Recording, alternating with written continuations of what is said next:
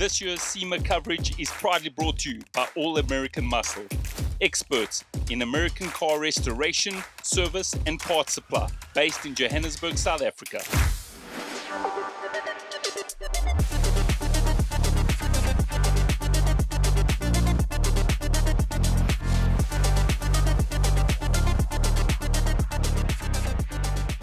So we're walking out here on the Sema 2024 premises, the outside of the conference center, and without a shadow of a doubt, there was one car that absolutely grabbed my attention and focus, and that car belongs to this man. His name is Justin. How you doing, Justin? You Excellent, excellent, great. Listen, I've got to tell you, man, that you know it's Sema 2024. Right. You're surrounded by the best of the best in the world, and your little car, because everything is big in America, your little car has been grabbing a lot of attention. Tell us all about it, man. Well, it's a 1960 Renault Dauphine that I found in the desert. It had been, Really? Yeah.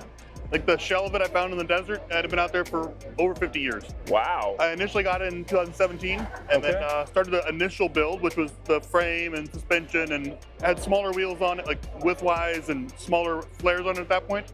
And then just drove it for like 8,000 miles-ish at that point. Yes, Yeah, like- drive the builds, Yeah. baby. Drive the builds. I drove it for, I daily drove it for like 3 years, and it's gonna go back to daily driving duties when I leave here. You know, you're not the smallest guy. I'm a big gear. Do you fit in there quite comfortably? Yeah, for sure. You So- can sit in it, it's fine. I know, I'm definitely gonna sit in there. So tell us a little bit more about the motor choice that you decided to fit. It's a 24 valve VR6 out of like a Volkswagen GTI. Did you just hear what he said? It's a Vura. So we call them Vuras. Okay. Back home in South Africa, very popular engine. Yeah, the You get sounds are wonderful. Yes, you get a 2.8, you get an R32, you get the Yeah, big yeah, yeah. R36. Yeah, Which yeah. one did you choose The to go? 2.8. That's for Nothing boost. wrong, nothing wrong. I'm surprised an American person chose a Vura, a VR6 motor. We love VR6s here. Oh, you're a good man. Yeah. You're a good man. VR6s are good motors. Yes, they are. Yeah. And they sound spectacular. Yep. So tell us about the fabrication work that you had to obviously get involved with to try and fit the engine. It's just part of the build because I built Sure. a full frame for it. So putting it in the middle of the car was just Wherever you wanted where it. I wanted it. You know, at that point, just like converting it from left-hand drive to right-hand drive, I did that because I wanted to. Tell us a little bit about the interior that you decided to go with. So I like keeping as much of the original car as possible. So like the original door panels are still here, Okay. right? And then like even the roll cage, I kept it kind of a similar color to the factory where it would wear well. I didn't want to go with a black roll cage or a bright roll cage. I wanted it to kind of blend with the interior. Other than that, it's all race inspired, you know? So like it's a very flat dash and then very simple interior. The center console, Yeah. the whole structure there is a duct that goes from the front to the front of the radiator. So it's there for a Oh, purpose. wow. So it's Okay. there's actual Cooling. use for it. Yeah.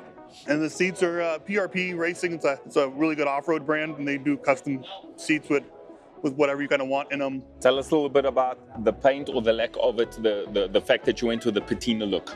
Well, the shell of the vehicle, this is what it was when I got it. So not cleared like this, obviously, Sure. but this is real patina. It didn't have as much of the iron oxide primer showing through. Sure.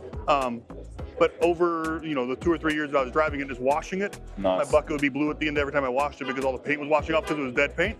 So yeah, it's just the original color on the car, all the original, like there's a bullet hole right there where somebody shot the car in the desert. And then when I did the fenders, I initially had them raw carbon. I always knew this was going to be the end result.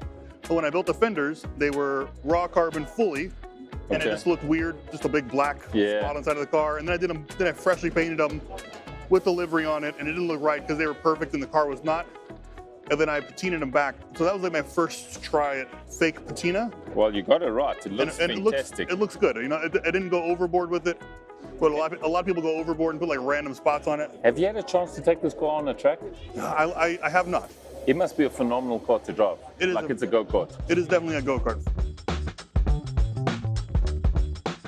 So tell us a little bit about what's going on in here. I see some really trick suspension parts. Yeah. So it's push rod suspension front and rear. So the lower A-arm on this side and Yeah. that side has a rod that comes up to this bell crank, and that just transmits against the force into the The cross member in here bolts directly to the roll cage there and then bolts directly to the frame on the bottom, so it's a structural member of the front of the car. Nice. So tell me, what is the most memorable memory you've made so far in your journey with this car? Just driving it and enjoying it, man. Like this is the second time it's been to SEMA, and it's great having it at SEMA, right? It's awesome showing it off, but I didn't build the car to sit in parking lots, you know? So like driving it and just getting to enjoy the product that I made is the best part of it, you know? Like beating the car up. Justin, homeboy, blessings. Thank you so very much. Thank you for your time. I hope you continue to enjoy it, whatever alterations and modifications and upgrades may be the ones you want. But this thing is pretty much perfect, just as it is. Appearance-wise, it's not going to change. It's going to get a supercharger, but that's it. A Vuda 6 with a supercharger. And this is just another insane car here at SEMA 2024. Make sure you keep it locked because there's so much more to come. So this is a very quick car. No lag, just no lag. on it. 2,500 RPM and it's gone. This year's SEMA coverage is proudly brought to you by All American Muscle, experts in American car restoration, service and parts supply, based in Johannesburg, South Africa.